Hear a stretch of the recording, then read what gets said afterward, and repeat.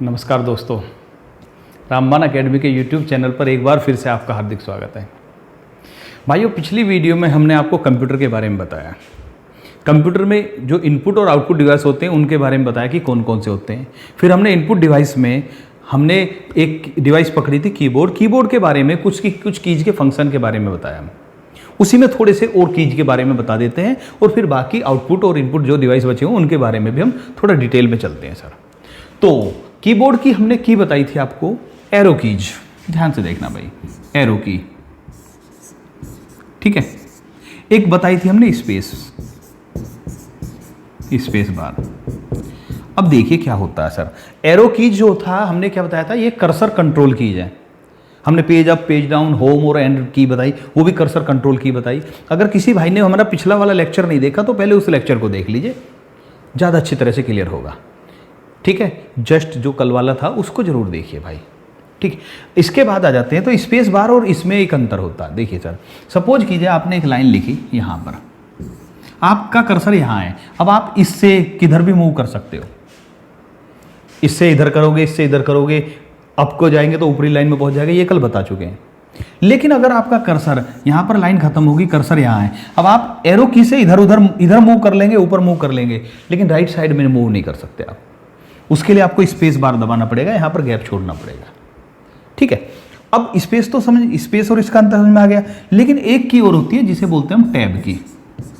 Tab की क्या होता है, देखिए स्पेस बार जो होता है,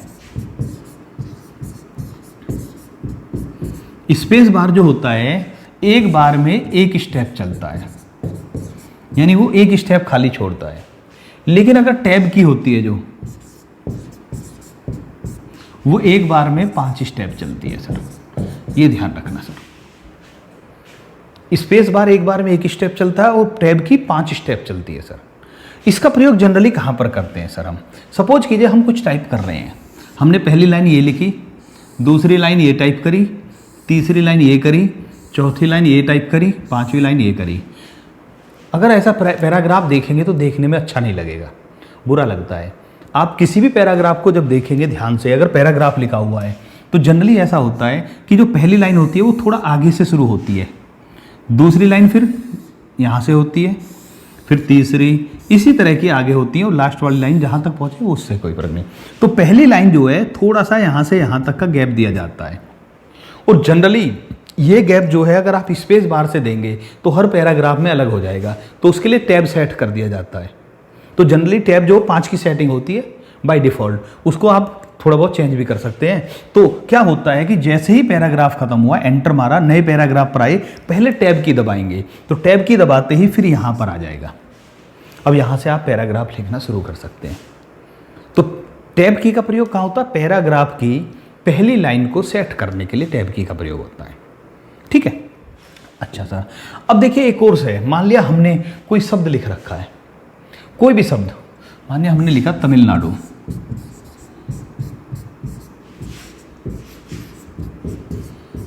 ये टाइप है, और हमारा जो एरो है वो कर्सर है वो यहाँ पर है। कर्सर को मैं बड़ा बना रहा हूँ जिससे आपको आई ना लगे।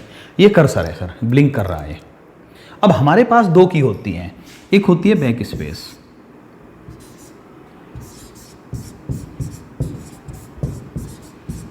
ठीक है, एक होती है डिलीट की या डेल की। डेल लिखा रहता है लेकिन ये इसको डिलीट की बोलते हैं पूरा। इन दोनों का काम क्या है? ये दोनों की एक बार में एक अक्षर को डिलीट करती हैं भाई। दोनों की एक बार में क्या करती हैं? एक अक्षर डिलीट करती हैं। लेकिन फिर भी अंतर है। अगर बैक स्पेस है तो क्या होगा? देखिए, अगर यहाँ पर कर्सर है और आप बैक स्पेस दबाते हैं तो कर्सर के जो लेफ्ट साइड का है ये एन, ये डिलीट हो जाएगा। यानी अगर बैक स्पेस दबाए तो क्या डिलीट होगा? एन।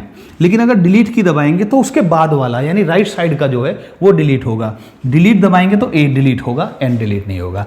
बैक स्पेस दबाएंगे तो एन डिलीट होगा। दोनों ही एक अक्षर को डिलीट करती है। याद रखना, शब्द नहीं कह रहा, अक्षर कह रहा हूं मैं। दोनों ही की, दोनों ही बटन एक अक्षर को डिलीट करते हैं सर। लेकिन क्या करता है? बैक स्पेस किस साइड को करता है? लेफ्ट साइड, जो आपके क्योंकि हम यूजर के जो लेफ्ट साइड में है उसको डिलीट करता है। और डिलीट किसको करता है? डेल जो करता है वो राइट को, राइट वाले अल्फ़ाबेट को डिलीट कर देता है सर। दोनों का अंतर समझ में आ गया? आया हुआ सवाल है सर, पूछा जाता है। सवाल कैसे बन सकता है? सवाल बन सकता है बैक स्पेस और डेल की क्रम से डिलीट करते हैं। ठीक है, बैक स्पेस और डिलीट की दोनों क्रम से किसको डिलीट करते हैं? दोनों लेफ्ट साइड, दोनों right side, back space left delete right, या back space right delete left, इस तरह का बनाकर आपके सामने पेश किया जा सकता है। ठीक है, तो समझ में आ गया बैक स्पेस और डिलीट का भी अंतर क्या है सर। इसके बाद एक होता है, जैसे कैप्स लॉक था ऐसे ही होता नम लॉक। तो हमने कल जो बताया था कीबोर्ड में एक अल्फा न्यूमेरिक कीज होती हैं, एक फंक्शन कीज होती हैं, कर्सर कंट्रोल की होती है और नंबर कीज होती हैं। तो जो नंबर कीज होती है जो राइट साइड में होती है ऐसे जो लिखी रहती हैं,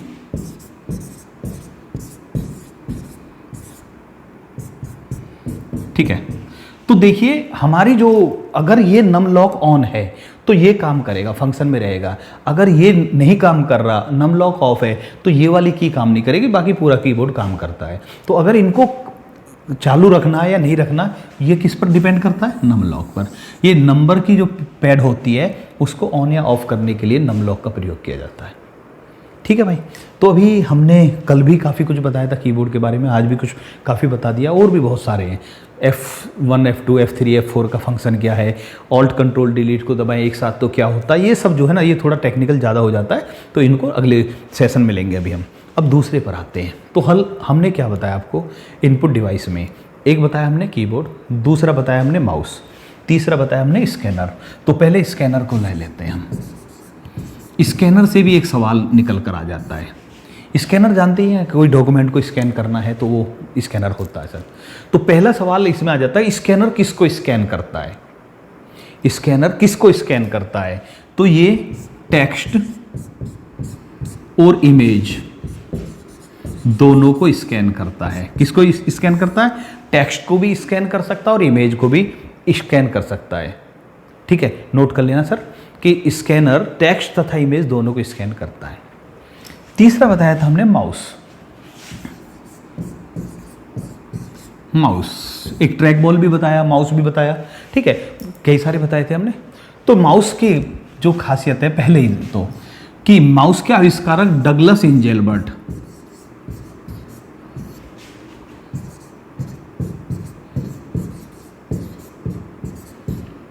डगलस एंजेलबर्ट थे। माउस के आविष्कारक डगलस एंजेलबर्ट थे। पहला सवाल तो यही आपको मालूम होना चाहिए। दूसरा सर, माउस जो होता है उसमें 3 बटन मुख्य माने जाते हैं सर। माउस की आकृति इस तरह की होती है सर, ठीक है, यहाँ पर एक बटन होता है, यहाँ पर एक दूसरा बटन होता है और ये स्क्रॉल होता है। माउस की आकृति इस तरह की होती है, हम ऐसे पकड़ते हैं, ठीक है। तो हमारा जो है ये वाला जो लेफ्ट साइड का है इसको बोलते हैं हम left click. Left click, click करना, जिससे दबाते हैं तो उसको क्लिक करना बोलते हैं, और ये बोलते हैं राइट क्लिक।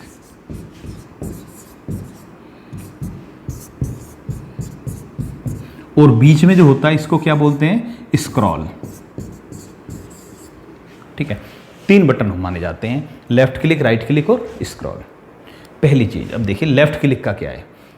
जो होता है माउस होता है ये पॉइंटर डिवाइस होता है, याद रखना। क्या बोलते हैं इसको? पॉइंटर डिवाइस, ठीक है। माउस पॉइंटर डिवाइस होता है। अब पॉइंटर क्या होता है उसको भी समझ लेते हैं। नोट करते रहना, कई बार पूछा गया कि इनमें से कौन सा पॉइंटर डिवाइस है, तो पॉइंटर डिवाइस माउस है।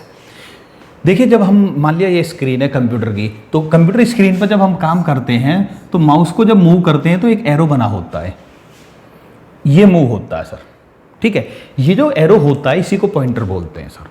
इसको क्या बोलते हैं? पॉइंटर बोलते हैं। अब हम मान लिया, सपोज कीजिए हम इस पॉइंटर को रामबाण पर ले गए यहाँ पर। अब अगर रामबाण पर ले जाकर इसको लेफ्ट वाले को एक बार क्लिक करेंगे तो रामबाण सेलेक्ट होगा। ध्यान से सुनना सर, अगर हमने लेफ्ट क्लिक को एक बार दबाया लेफ्ट वाले को तो क्या होगा? रामबाण सेलेक्ट होगा। अगर 2 बार दबाया तो ये जो भी फाइल है या फोल्डर है ये ओपन हो जाएगा। यानी एक बार में ये इस पर एक हल्का सा निशान बन जाएगा कि आप कोई भी काम करोगे यहाँ पर काम होगा। एक बार में ये होगा।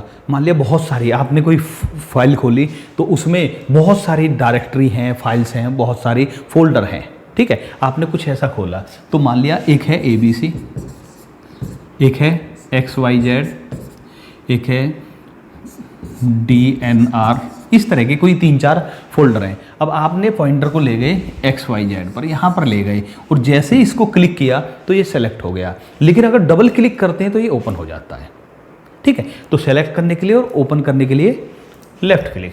राइट क्लिक क्या करेंगे?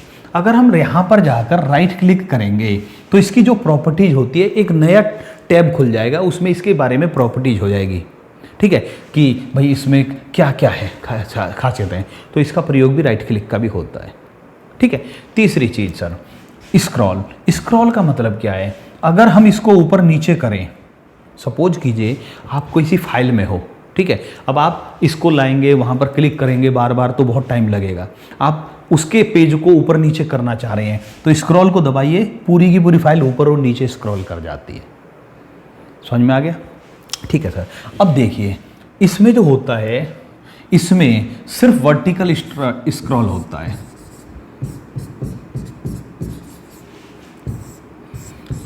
नोट कर लेना, माउस के द्वारा वर्टिकल स्क्रॉल संभव है, हॉरिजॉन्टल स्क्रॉल नहीं होता। यानी जो स्क्रॉल बटन होता है आप उसके द्वारा मतलब ऊपर की तरफ जा सकते हैं, नीचे की तरफ स्क्रॉल कर सकते हैं, फाइल को ऊपर भी भेज सकते हैं, नीचे भी खींच सकते हैं। स्क्रॉल करने का मतलब जैसे ये है, इसको ऐसे फिसलाया जाए तो ये स्क्रॉलिंग हो गया सर, ठीक है। ऐसे स्क्रॉल होता है तो फाइल ऐसे ऊपर भी जा सकती है, नीचे भी जा सकती है। अप एंड डाउन जो होता है जिसे हम बोलते हैं ऊर्ध्वाधर, वर्टिकल स्क्रॉल होता है सर। तो ऊपर नीचे स्क्रॉल किया जा सकता है, लेकिन इसको ऐसे या ऐसे नहीं ले सकते आप। इसके द्वारा दूसरे बटन के द्वारा, पॉइंटर के द्वारा और उन क्लिक करके तो कर सकते हो आप, लेकिन माउस के द्वारा नहीं कर सकते। तो माउस के द्वारा ये वाला स्क्रॉल नहीं हो सकता, सिर्फ वर्टिकल होता है। दूसरा कौन सा होता है? हॉरिजॉन्टल। हॉरिजॉन्टल स्क्रॉल नहीं होता, याद रखना भाई, ठीक है। माउस से कौन सा स्क्रॉलिंग होती है? वर्टिकल स्क्रॉल होता है, हॉरिजॉन्टल स्क्रॉल नहीं होता। माउस भी क्लियर हो गया सर? ठीक है। अब माउस भी होते हैं सर, दो तरह के होते हैं सर। एक माउस होते हैं वो जिसमें नीचे बॉल लगी होती थी, पुराने टाइप के बॉल, ठीक है। वो जो होते थे जिनमें बॉल घूमती थी तो हमारा जो पॉइंटर था वो घूमता था। लेकिन आजकल के जो माउस आ रहे हैं वो जो होते हैं बिना बॉल के होते हैं। कुछ वायर वाले होते हैं, कुछ वायरलेस भी होते हैं, लेकिन अभी हम सिर्फ बॉल वाले और बिना बॉल वाले कर रहे हैं। तो एक माउस ऐसे होते हैं जिनमें से नीचे से लाइट सी निकलती रहती है, बगैर बॉल के होते हैं। उन्हें क्या बोलते हैं? उन्हें बोलते हैं ऑप्टिकल माउस, ठीक है, ऑप्टिकल माउस। क्लियर हो गया? Okay sir. तो ये हमने आपको कुछ इनपुट डिवाइस की कुछ खासियतें बताई। अब आउटपुट डिवाइस में आ जाते हैं सर। आउटपुट डिवाइस की बात करें तो महत्वपूर्ण आउटपुट डिवाइस है सबसे पहले मॉनिटर।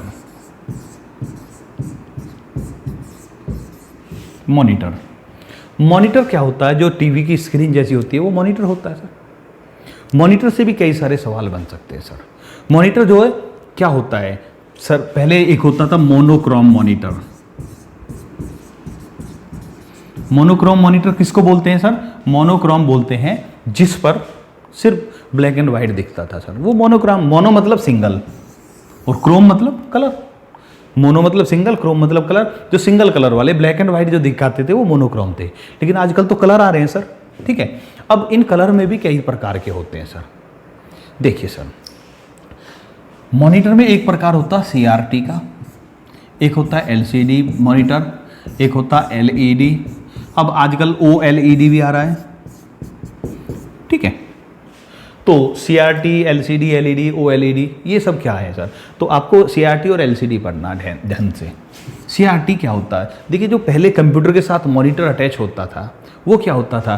पूरा ऐसा टीवी जैसा होता था, जैसा घर पर टेलीविज़न होता है, टीवी होता है, उसमें जो मोटाई बहुत ज़्यादा होती थी, ठीक है। देखिए यहाँ तो ऐसे तो लंबाई चौड़ाई तो है ही है, लेकिन पीछे की तरफ भी ये मोटा होता था, उसे CRT बोलते थे। आजकल जैसा आपके सामने स्क्रीन है फ्लैट टाइप की, ये LCD और LED होती है सर। और LED की और हाई क्वालिटी है OLED, बस, बाकी तो कुछ नहीं है। अब ये आपको बस याद रखना है CRT, LCD और LED क्या है, मॉनिटर के प्रकार हैं सर। ठीक है, क्या भैया, मॉनिटर के प्रकार हैं। आ जाते हैं, CRT क्या होता है, इसकी फुल फॉर्म होती है कैथोड रे ट्यूब। इंग्लिश में, चलो हिंदी में, इंग्लिश में लिख देते हैं, कैथोड रे ट्यूब, CRT। जो मोटे वाला होता था उसकी फुल फॉर्म है कैथोड रे ट्यूब। फिर आता है LCD, नोट करते रहना सर, LCD। LCD में है लिक्विड क्रिस्टल डिस्प्ले,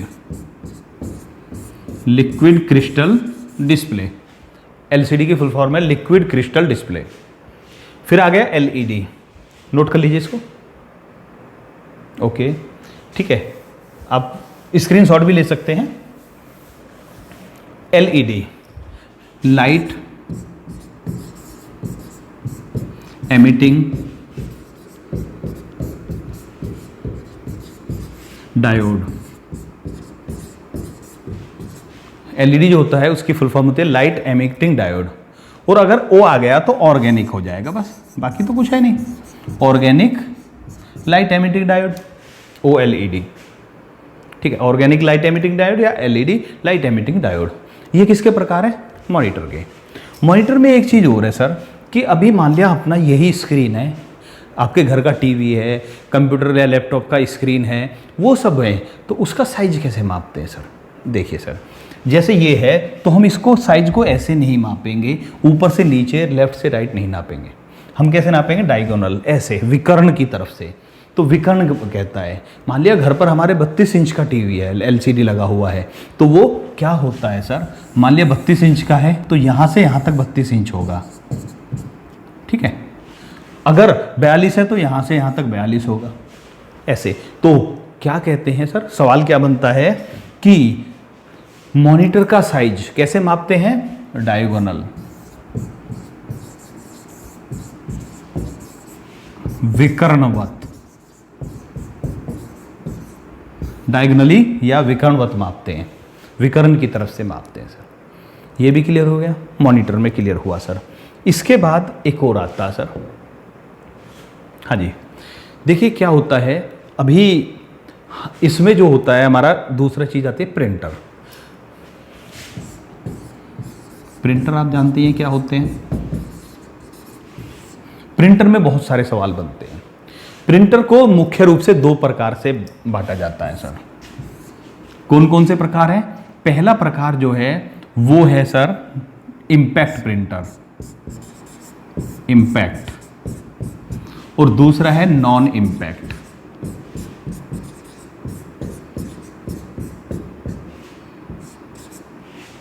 ठीक है, 2 प्रकार के प्रिंटर होते हैं, इम्पैक्ट प्रिंटर और नॉन इम्पैक्ट प्रिंटर। अब दोनों में अंतर क्या होता है सर, इसको समझिए पहले। देखिए, आपने अगर देखी होगी टाइपराइटिंग मशीन होती थी। अभी आप कोर्ट वगैरह में जाते हैं, तहसील में जाते हैं, तो वहाँ पर टाइप मशीन रखी होती है, आज भी कई जगह पर जहाँ पर बिजली की अच्छी व्यवस्था नहीं है। तो वहाँ पर क्या होता है उसमें कि वो जैसे हम बटन दबाते हैं तो एक उसमें कागज़ लगा होता है, कागज़ के ऊपर रिबन होता है, और रिबन पर आकर एक की जो है वो स्ट्राइक करती है, ऐसे टच होती है सर। इस टच होने से, स्ट्राइक करने से उसकी इमेज जो है कागज़ पर प्रिंट हो जाती है, छप जाती है सर। तो कुछ प्रिंटर ऐसे होते हैं जो किसी चीज़ के टकराने से या स्ट्राइक करने से हमारी मन वांछित चीज़ को प्रिंट करते हैं, वो इम्पैक्ट प्रिंटर कहलाते हैं। और जिसमें किसी की आपस में टकराहट नहीं होती वो नॉन इम्पैक्ट प्रिंटर कहलाते हैं। समझ में आ गया सर। अब देखिए सर, जब 2 चीज़ें टकराएंगी तो उससे आवाज़ होगी, तो याद रखना इम्पैक्ट प्रिंटर आवाज़ करते हैं। अब जब टकरा रहे हैं तो टाइम भी ज़्यादा लगेगा, इनकी स्पीड कम होती है, आवाज़ ज़्यादा करते हैं, इनकी स्पीड ज़्यादा होती है, आवाज़ कम करते हैं। ठीक है, समझ में आ गया सर। ये प्राचीन टाइप के थे या आजकल के नए चल रहे हैं। अब इनमें मुख्य प्रिंटर कौन कौन से हैं, इनमें है डॉट मैट्रिक्स,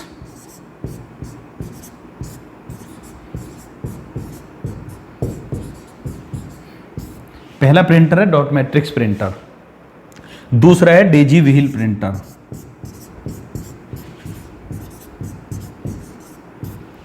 ठीक है, Daisy wheel printer, dot matrix printer. पहले हम इम्पैक्ट प्रिंटर की बात कर रहे हैं, डॉट मैट्रिक्स, डेजी व्हील। तीसरा है ड्रम प्रिंटर, ऐसे ही नोट करते चलना भाई। चौथा है चैन प्रिंटर या लाइन प्रिंटर भी बोलते हैं, चैन प्रिंटर या लाइन प्रिंटर। ये सारे कौन से इम्पैक्ट प्रिंटर, इनमें कुछ ना कुछ टकराते हैं तो उससे प्रिंट निकलता है सर। ठीक है, तो ये इम्पैक्ट है। अब नॉन इम्पैक्ट पर आ जाते हैं। नॉन इम्पैक्ट प्रिंटर में जिनकी स्पीड ज़्यादा होती है और उनमें इस मतलब शोर भी कम होता है, क्वालिटी भी अच्छी होती है, तो उनमें आ रहा है आजकल इंकजेट प्रिंटर। ठीक है, थर्मल प्रिंटर और थर्मल प्रिंटर, इंकजेट प्रिंटर और लेजर प्रिंटर। ठीक है, ये होते हैं नॉन इम्पैक्ट प्रिंटर। अब इनके बारे में थोड़ा थोड़ा सा देखते हैं सर। इसमें क्या होता था, देखिए डॉट मैट्रिक्स प्रिंटर को थोड़ा सा समझते हैं पहले। सबसे महत्वपूर्ण याद रखना 1, 2 और 3, ये बहुत ज़्यादा महत्वपूर्ण है सर। ये भी है, इनके बारे में भी हल्का हल्का सा ध्यान रखना है सर। डॉट मैट्रिक्स प्रिंटर क्या होता था सर, तो प्राचीन काल में, प्राचीन का मतलब अब से 200-400 साल पहले नहीं, काफ़ी कुछ समय पहले, 20-30 साल पहले, प्रिंटर जो होते थे वो कैसे होते थे कि उनमें जैसा टाइप राइटिंग मशीन जो है उसी को एक तरह से ऑटोमेटिक किया, ये मानकर चलिए। तो उसमें क्या होता था, ऐसे एक क्या बोलते हैं, एक हेड होता था, इसमें बहुत सारी पिन लगी होती थी, पिन लगी हुई है। अब ये पिन जो है इस तरह से होती थी कि जैसे ही हमने कंप्यूटर को कोई कमांड मिला हुआ है तो ए है तो ए वाली पिन आगे निकलेंगी और रिबन पर टच हो जाएंगी। तो उस रिबन पर टच होने के कारण वो रिबन पर जहाँ जहाँ पर टच हुआ है उसकी इमेज क्या है, कागज़ पर आ जाएगी सर। ठीक है, तो ये जो हेड होता था ये क्या करता था, एक बार में क्या करता था, ये यहाँ से मान लिया कागज़ इतना चौड़ा है तो ये ऐसे जाता था और वापस आता था। तो एक बार आने और एक बार जाने में एक लाइन प्रिंट होती थी, फिर ऐसे जाता था वापस आता था, बहुत तेज़ आवाज़ करता था ये। ठीक है, जब ये चलता था तो बाकायदा आवाज़ होती थी सर। तो ऐसे जाना और आने में एक लाइन प्रिंट, फिर ऐसे जाने और आने में एक लाइन प्रिंट होती थी। तो अब आप सोचिए कि अगर एक पेज का प्रिंट निकालना है और आना और जाने में इसने 4 सेकंड भी लिए और एक पेज में 20 लाइन है तो कम से कम 1.5 मिनट का काम हो गया सर। समझ में आ गया? तो 1 से 1.5 मिनट 2 मिनट तक एक पेज का प्रिंट आउट निकालने में टाइम लगता था। ठीक है, दूसरा सर जब इनको देखते थे हम, तो मैं इसको हटा ही देता हूँ, कोई नहीं आपने, तो इसका जो प्रिंट होता था वो क्या होता था, क्योंकि वो पिन की वजह से बनता था, तो मान लिया ऐसे बना होता था।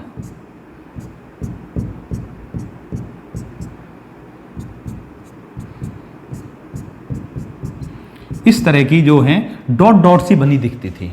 ये तो खैर आपको दिखाने के लिए थोड़ी बड़ी बड़ी बनाई है, वहाँ पर बहुत बारीक सी डॉट बनी होती थी, अलग होता था, बिल्कुल फाइन क्वालिटी नहीं होती थी, दिखता था कि डॉट से प्रिंट हुआ है सर। ठीक है, दूसरा ड्रम प्रिंटर, उसमें एक ड्रम सा घूमता था, एक चैन था, उसमें एक पूरे चैन पर ए से जेड तक इस तरह का लिखा होता था, जो भी अल्फ़ाबेट है वो जो है अपने आप आकर प्रिंट हो जाता था। ए से जेड और 0 से 9 लिखे होते थे, पूरी चैन घूमती थी और जो अल्फ़ाबेट लिखना है वो आकर उस पर छप जाता था, उसको चैन प्रिंटर कहते थे। तो ये अलग अलग थे जो इम्पैक्ट प्रिंटर थे। नॉन इम्पैक्ट प्रिंटर में पहले आता है इंकजेट प्रिंटर। तो घरों में जो यूज करते हैं वो जनरली इंकजेट या लेजर प्रिंटर यूज होता है घरों में। ठीक है, तो जैसे क्या होता है कि वो जो थोड़ा सा आजकल यूज हो रहा है 7-8 हज़ार रुपये का जो आता है वो जनरली इंकजेट प्रिंटर होता है सर। उसमें बोतल रखी जाती है कलर वाली। ठीक है, 3 कलर की बोतल होती हैं, रेड, ग्रीन और ब्लू, एक होती है ब्लैक वाली। तो इन्हीं 4 के कॉम्बिनेशन से सारी प्रिंटिंग हो जाती है सर। अगर हम कलर टीवी की बात करें तो उसमें भी रेड, ग्रीन, ब्लू होता है, लेकिन इंकजेट प्रिंटर में कितने प्रकार की बोतल होती है? 4 रंग की बोतल होती है, ये याद रखना सर। ठीक है, इससे रंगीन प्रिंट भी आप निकाल सकते हो। 4 रंग में रेड, ग्रीन, ब्लू और ब्लैक। RGB तो है ही है, प्लस एक क्या होती है? ब्लैक।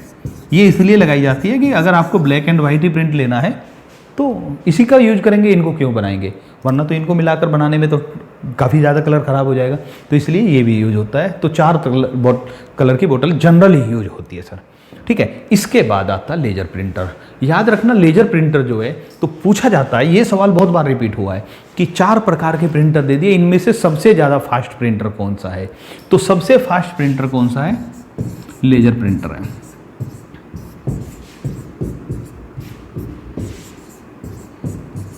इसमें लेजर बीम के माध्यम से प्रिंटिंग होती है, लेजर प्रिंटर है सर। ठीक है, अभी मैंने आपको बताया कि जो इंकजेट प्रिंटर था वो एक पेज निकालने में लगभग 1.5 मिनट 2 मिनट 1 मिनट से तो ज़्यादा ही लगता था सर। ठीक है, सॉरी डॉट मैट्रिक्स में, इंकजेट नहीं डॉट मैट्रिक्स में। अगर हम लेजर प्रिंटर की बात करें तो जो घर पर यूज करे जाते हैं, घर वाले कह रहा हूँ सर मैं, बड़े बड़े बहुत होते हैं सर, लेकिन घर पर जो यूज किए जाते हैं 15 से 20 पेज का प्रिंट आउट 1 मिनट के अंदर निकाल सकते हैं।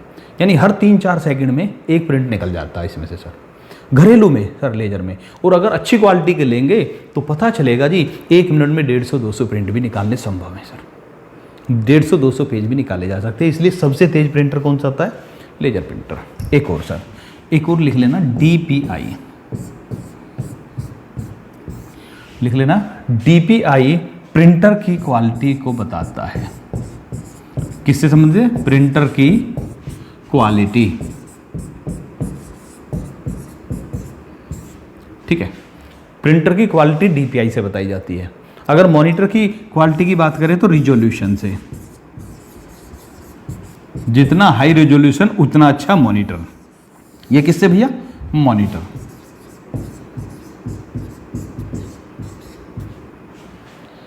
तो जितने ज़्यादा रिजोल्यूशन होगा उतना अच्छी क्वालिटी का स्क्रीन पर दिखाई देगा।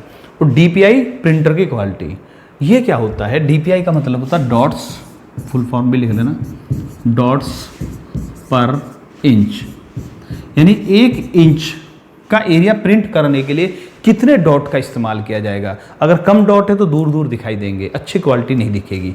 जितने ज़्यादा डॉट उतना ही नज़दीक अक्सर दिखेंगे सर, मतलब उतना ही एकदम स्मूथ दिखाई देगा। तो जितना DPI ज़्यादा है उतना अच्छा प्रिंटर माना जाता है सर। क्लियर हो गया सर? एक और प्रिंटर बताया हमने, थर्मल प्रिंटर। अब ये थर्मल प्रिंटर क्या होता है सर? अब देखिए इसमें एक शब्द बना हुआ थर्म, थर्म मतलब टेम्परेचर। थर्मल प्रिंटर में थर्म शब्द बना हुआ, थर्म का मतलब होता है थर्मामीटर या टेम्परेचर, एक सी थर्मामीटर टेम्परेचर एक से जुड़े हुए हैं। तो यानी कि गर्मी, तो ये गर्मी के द्वारा प्रिंट करता है सर। क्या करता है? ये मान लिया कागज है, कागज के कुछ हिस्से पर वो है एक बीम डालता है जिससे उसका एरिया जो ना गर्म हो जाता है। गर्म होने से वहाँ पर हल्का सा काले रंग का निशान पड़ जाता है, जो हमें ऐसे लगता है जैसे कुछ लिखा हुआ है सर। तो वो गर्मी के कारण जो प्रिंट करता है वो थर्मल प्रिंटर होता है। इसका प्रयोग, सवाल क्या बन सकता है सर? देखिए आप ATM में गए पैसे निकालने के लिए, आपने अपने पैसे निकाल लिए और पैसे निकालने के बाद आप चाह रहे हैं कि भैया मुझे इसकी स्लिप चाहिए। ठीक है, आपने एक स्लिप निकाल ली, कागज़ पर रखी लिखे, ठीक है, आपने बैलेंस स्लिप निकाल ली और उस पर आ गया आपने इतना अमाउंट निकाला है और बाकी बैलेंस इतना बचा हुआ है, ऐसा कुछ आ गया उस स्लिप पर। या फिर आप टोल पर गए, रास्ते से जा रहे हैं, टोल पर आपने पर्ची कटा ली और उस पर्ची को उठाकर आपने जेब में रख लिया, या ATM की पर्ची को जेब में रख लिया। तो इसका क्या होता है कि जब आप उसको 10 दिन बाद 20 दिन बाद देखेंगे तो जब आपने ली थी उस समय उस पर सब कुछ प्रिंट था, 10 या 20 दिन बाद वो सब उड़ जाता है सर। तो याद रखना, थर्मल जो प्रिंटर होते हैं इनका जो प्रिंट होता है वो अस्थायी होता है। ठीक है, यानी कुछ दिन बाद इनका प्रिंट उड़ जाता है, ब्लैंक कागज रह जाता है बस आपके पास में। कौन से का भैया? थर्मल का। और थर्मल प्रिंटर कहाँ पर यूज होते हैं? ATM में। ठीक है, ATM में थर्मल प्रिंटर यूज होता है। कहाँ पर होता है सर? जहाँ पर टोल की जो पर्ची होती है वहाँ पर भी थर्मल प्रिंटर होता है, वो मशीन से निकाल कर जो साथ के साथ देते हैं, ठीक है, वो भी होता है, थर्मल प्रिंटर ही होता है सर। तो ये इनका जो प्रिंट होता है वो अस्थायी होता है, कुछ समय बाद उनका प्रिंट उड़ जाता है सर। ठीक है, यहाँ तक कोई डाउट नहीं। देखिए सर, मैं आपको एक एक छोटी छोटी चीज़ मैं ये भी बताकर चल रहा हूँ कि क्या पूछा जा सकता है सर। अब सवाल कैसे बनेगा? यही पूछा जाएगा कि इनमें से कौन सा प्रिंटर ऐसा है जिसका प्रिंट अस्थायी होता है। ऑप्शन डाल दिया लेजर प्रिंटर, ऑप्शन डाल दिया डॉट मैट्रिक्स प्रिंटर, 2 इम्पैक्ट में से उठा लिए, 2 नॉन इम्पैक्ट में से उठा लिए। तो अब आपको इम्पैक्ट नॉन इम्पैक्ट भी पता होना चाहिए, आपको स्थायी और अस्थायी भी पता होना चाहिए। सब चीज़ों के बारे में आप समझ कर चलना है सर। ठीक है, कोई दिक्कत तो नहीं सर? Okay sir. कल हम बता रहे थे MICR, इसकी फुल फॉर्म लिख लेते हैं। कल भी बोला था मैंने, लेकिन बोल दिया था कि इसको फुल फॉर्म को मत लिखना। ठीक है, कल सिर्फ बोल दिया था कि भाई इसकी full form magnetic ink character reader होती है। लेकिन मैंने बोला था कि लिखना मत, क्योंकि आज हमने कई सारी लिखवाई हैं तो कुछ जो है फुल फॉर्म इकट्ठी हो जाएंगे। Magnetic ink character reader input device है, बताया था कल। ये क्या होता है, जो चेक वगैरह होते हैं वहाँ पर MICR की जरूरत पड़ती है सर। तो इसमें होता क्या है सर, जो चेक वगैरह होते हैं इन पर जो है एक इंक, ऐसी इंक प्रयोग की जाती है जो मैग्नेटिक रूप में काम करती है। मैग्नेट यानी चुंबक, ठीक है, मैग्नेट यानी चुंबक। तो मैग्नेट किसको खींचती है, मैग्नेट कहाँ काम करती है, लोहे की वस्तुओं पर। तो जो MICR में बैंक वगैरह की जो चेक होते हैं इन पर जो इंक यूज की जाती है, उस इंक में आयरन होता है, उसमें आयरन यानी लोहे के अंश होते हैं सर, जिसे हम लोह ऑक्साइड भी कह सकते हैं सर, ठीक है। आयरन या लोहे के अंश होते हैं और उन लोहे के कारण ही ये उसको रीड कर पाता है सर। MICR जो है उस लोहे के कारण या आयरन के कारण ही उसको रीड करने में सक्षम होता है। इसका प्रयोग हम मैग्नेटिक का प्रयोग पढ़ाएंगे, जो हमारी फ्लॉपी डिस्क होती है वो भी मैग्नेटिक डिस्क होती है सर, वो सब डिस्क वगैरह में आ जाएगा सर, ठीक है। फ्लॉपी डिस्क CD वगैरह जो उनमें होगा सर। तो MICR क्लियर हो गया, ओके सर। 2 फुल फॉर्म और बताई थी हमने, OMR और OCR। O का मतलब है ऑप्टिकल मार्क रीडर,